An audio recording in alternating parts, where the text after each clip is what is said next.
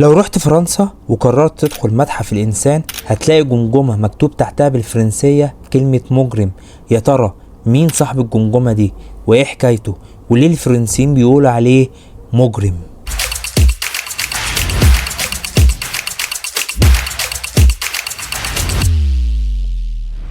هنرجع بالزمن لسنة 1798 ميلاديا، وقت الحملة الفرنسية على مصر بقيادة نابليون بونابرت.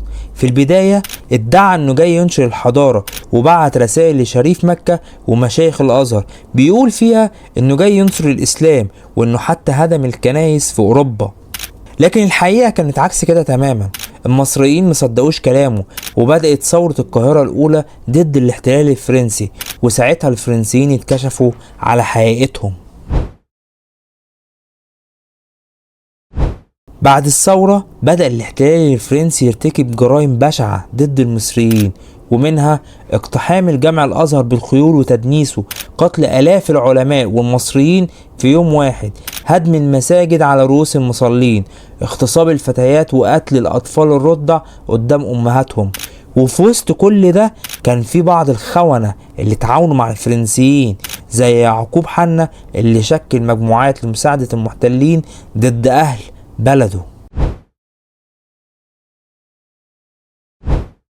الفرنسيين افتكروا انهم خلصوا على المقاومة، لكن الحقيقة كانت عكس كده. المصريين انتفضوا في كل مكان وتحولت مصر لكتلة من نار ضد الاحتلال.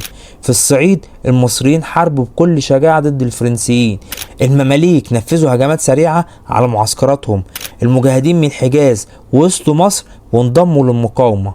وفي وسط الأحداث دي بدأت خلايا سرية في الأزهر تخطط لضربة موجعة للفرنسيين، وكان على رأسها سليمان الحلبي.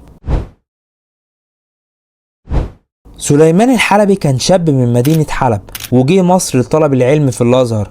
لما شاف الجرائم الفرنسية وخاصة لما قتلوا شيخه الشيخ الشرقاوي ودنسوا الأزهر، قرر انه لازم يتحرك ويعمل حاجة. وفعلا مع مجموعة من زمايله الأزهريين اللي كانوا جايين من غزة خطط لعملية فدائية كبيرة هدفها قتل القائد العام للجيش الفرنسي كليبر.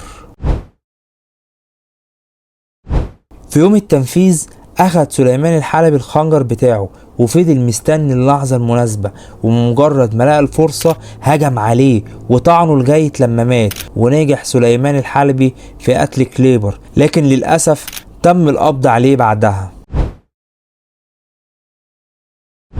بعد القبض عليه بدأ الفرنسيين ينتقموا بأبشع الطرق، حرقوا ايده بالنار لغاية لما العظم بان، عدموا اصحابه الفلسطينيين بحرقهم احياء قدامه، قتلوه بطريقة بشعة وهي غرز أداة حادة في جسمه لتمزيق أحشائه، وسابوه متعلق أيام لحد ما مات.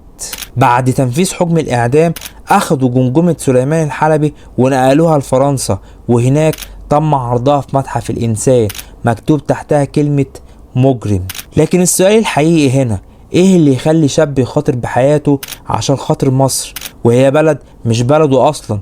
كان ممكن يكتفي بالتعاطف ومحدش كان هيلومه. قول لي رأيك في التعليقات، ولو عجبك الفيديو اعمل لايك واشتراك في القناة وفعل زر الجرس عشان يوصلك كل جديد ان شاء الله. والسلام عليكم ورحمة الله وبركاته.